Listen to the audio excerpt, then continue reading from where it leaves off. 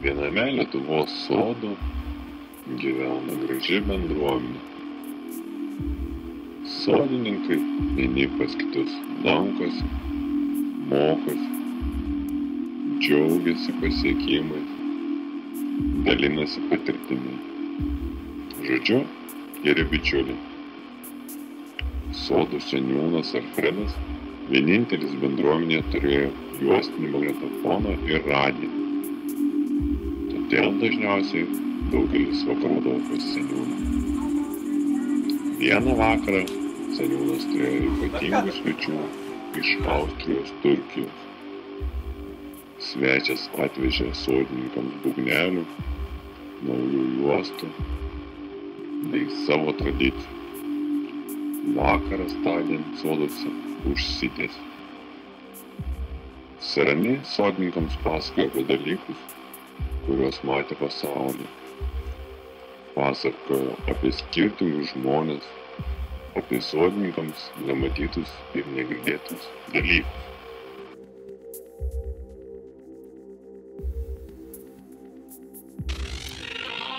Lietuviai Lietuvoje sparčiai nyksta. Kas mėnesį iš gimtinės pabėga 10 000 mūsų tautiečių. Kodėl žmonės iš gimtinės sprunga kaip iš skęstančio laivo? Vienas dalykas, čia darbo nėra. Neranda darbo. Baigė, sakykime, aukštas mokyklas. Studijas baigė, darbo nėra. Akcija jautris pastovi. Einam išgėti. Traukia šviesą, pilno baliakotą. Aš pastovi mirs kažkas. Bet juk kilnai pašaudai.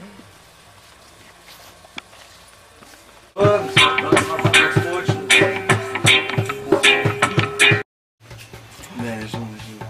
Ja, короче, Alfa, nežinau. Nu, čia, kaip žinau, gaunas. Varau, aš išvarau ispanus iš tikrųjų.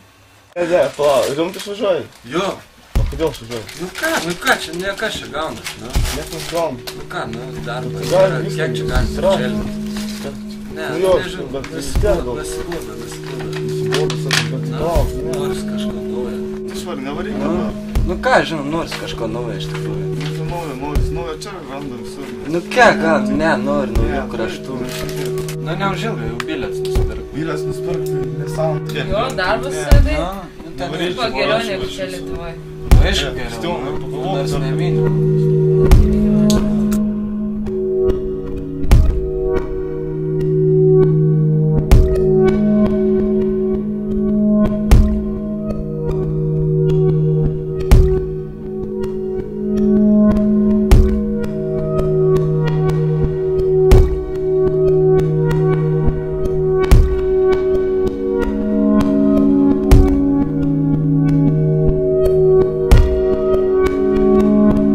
Vakarą jie kiek šnekučiavosi ir vėliau Kristijonas išvažiavo iš sodo ir iš bendruomenės.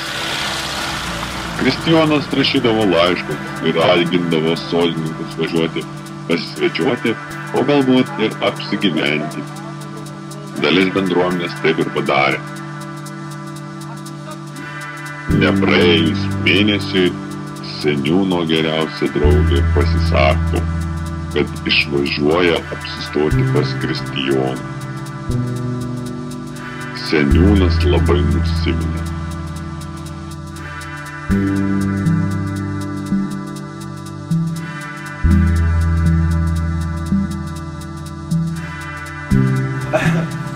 Kad užsidėpčiau perėgų, kad turėčiau bobų gražių. Man čia mėlė ir smagu, bet aš irgi lekiu dirbti iš Lietuvos. Nevaryk!